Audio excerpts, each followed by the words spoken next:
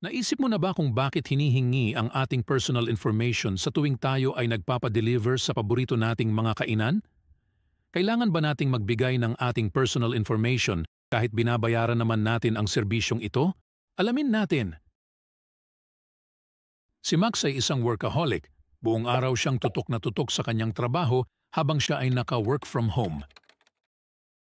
Isang araw habang nagtatrabaho sa bahay, naisip ni Max na gusto niya ng hamburger.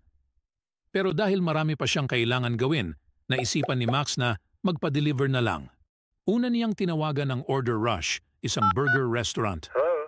Kinuha ng sales agent ang kaniyang order, pero hiningi rin nito ang pangalan ni Max, ang kaniyang phone number, address at edad. Nagtaka si Max. Bakit kailangan ng Order Rush ang edad niya? Para lang sa hamburger? Hindi ito may paliwanag ng sales agent, kaya nag-cancel na lang si Max ng order. Pero dahil gusto pa rin ni Max ng hamburger, tumawag naman siya sa foodie runner. Binigay ulit niya ang kaniyang order pero ayun na naman.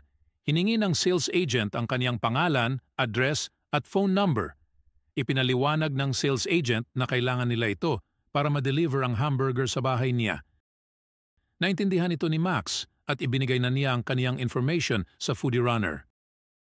Hinanda ni foodie runner ang kaniyang order at pagkaraan lamang ng 15 minuto, kumatok na ang delivery rider sa kanyang pinto, dala-dala ang order niyang hamburger. Ano ang nangyari habang naghahanap si Max ng hamburger? Hiningan siya ng personal information at sensitive personal information. Pag pinagsama ang dalawang ito, tinatawag silang personal data. Pero ano nga ba ang kaibahan nila? Ipinapaliwanag ng Data Privacy Act of 2012 or DPA ang mga konseptong ito. Ang personal information ay kahit na anong impormasyon kung saan maaaring makilala ang isang individual. Tinuturing din na personal information ang kahit anong impormasyon na pag pinagsama sa iba pang impormasyon ay magagamit para makilala o ma-identify ang isang individual. Ang sensitive personal information naman ay klase ng personal information na mas binibigyang proteksyon ng batas dahil maaari itong magdulot ng diskriminasyon o pagtuligsa laban sa isang individual. Noong binigay ni Max ang kaniyang pangalan, address at phone number kay foodie runner, ibinigay niya ang kaniyang personal information. Kung ibinigay naman niya ang kaniyang edad kay Order Rush, naibigay sana niya ang kaniyang sensitive personal information. Pero bakit hiningi ng Order Rush at foodie runner ang personal at sensitive personal information ni Max habang siya ay umu-order ng hamburger? At ano ang mangyayari sa impormasyong ibinigay niya? Alamin natin. Ang Order Rush at foodie runner ay parehong gumawa ng tinatawag na processing. Ang processing ay kilos o magkakasamang mga kilos patungkol sa ating personal data. Kabilang sa processing ang collecting, recording, organizing, storing, updating, blocking, erasing at destroying ng personal data. Ang processing ay ginagawa ng Personal Information Controller or PIC. Dito, ang PIC ay si Order Rush at foodie runner. Dapat tandaan ng PIC ang General Data Privacy Principles sa DPA. Isa sa mga General Privacy Principles ang legitimate purpose.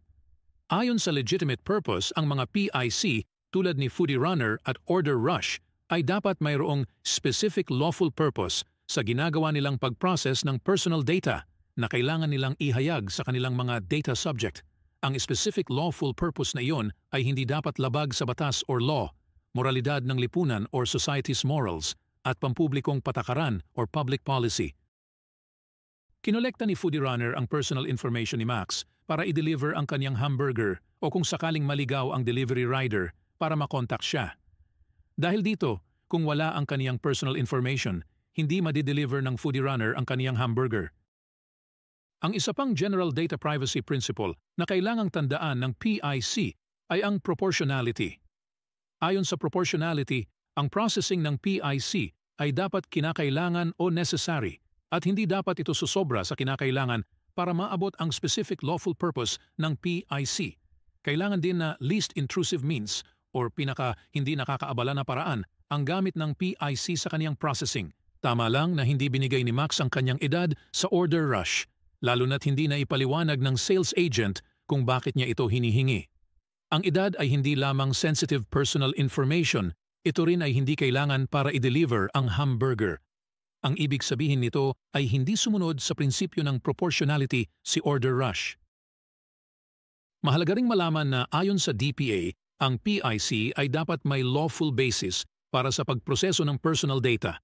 Isa sa mga lawful basis para sa processing ay kung ang processing ay kailangan para matupad ang mga obligasyon na nakasaad sa isang kontrata o tinatawag na fulfillment of a contract. Dito, nagproseso si Foodie Runner ng personal information ni Max dahil kailangan ito para ma-deliver ang hamburger. Ang pag-deliver ng hamburger ay ang katuparan ng kanilang kontrata o fulfillment of their contract. Ano ang natutunan natin mula dito?